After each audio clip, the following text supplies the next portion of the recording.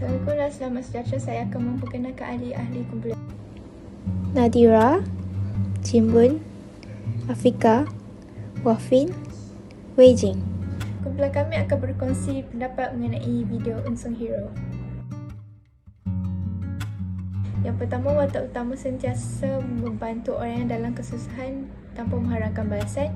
Yang kedua, watak utama bersifat prihatin terhadap haiwan dan tumbuhan. Yang ketiga, watak utama bersikap bermurah hati terhadap jiran tetangga. Yang keempat, watak utama sentiasa ikhlas dalam setiap perbuatan yang dilakukan. Dan yang kelima, sentiasa bersyukur dengan segala pemberian Tuhan. Seterusnya, mengapa watak utama berbuat sedemikian rupa? Kerana tidak salah untuk membantu mereka yang memerlukan, kerana dia juga mungkin atau pernah mengalami perkara yang sama. Selain itu, kita dapat lihat hero itu berdoa dan bermaksud dia juga taat akan perintah Tuhan untuk menyayangi haiwan dan tumbuhan. Seterusnya, jiran tetangga ibarat keluarga kita sendiri, kerana tatkala susah, senang kita, mereka akan sentiasa membantu. Dan akhir sekali, perbuatan ikhlas dia mampu membuatkan dirinya lebih disayangi orang lain serta boleh memperoleh kebahagiaan dalam hidup.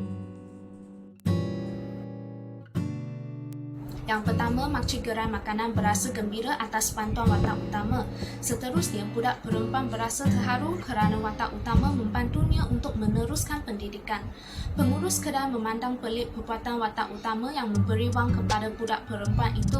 Namun terkejut apabila budak perempuan berjaya meneruskan pelajaran akibat perbuatan tersebut. Akhir sekali, nenek yang tinggal berseorangan dapat merasakan kasih sayang daripada watak utama seperti ahli keluarga.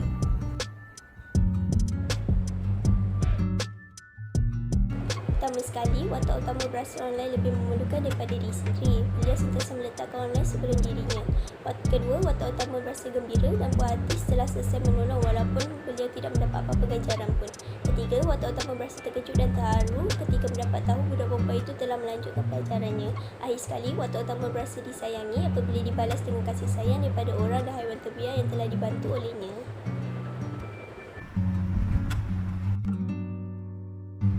Antara pengajaran daripada video tersebut ialah yang pertama, kita haruslah sentiasa membantu orang yang memerlukan bantuan. Yang kedua, kita perlulah sentiasa prihatin terhadap hidupan lain, misalnya kepada haiwan dan juga tumbuhan. Yang ketiga, kita perlulah bersifat murah hati sesama jiran dan juga masyarakat lain. Yang keempat, kita dikehendaki untuk bersifat ikhlas dalam setiap perbuatan yang telah pun kita lakukan. Dan yang terakhir itu yang kelima, kita perlulah sentiasa bersyukur dengan segala anugerah Tuhan kepada kita. Secara keseluruhannya, kumpulan kami mendapati bahawa kita sebagai seorang insan haruslah menanamkan sifat-sifat yang mulia di dalam diri dan menghindari diri kita daripada suka bersangka buruk terhadap orang lain. Itu sahaja daripada kumpulan kami. Sekian, terima kasih.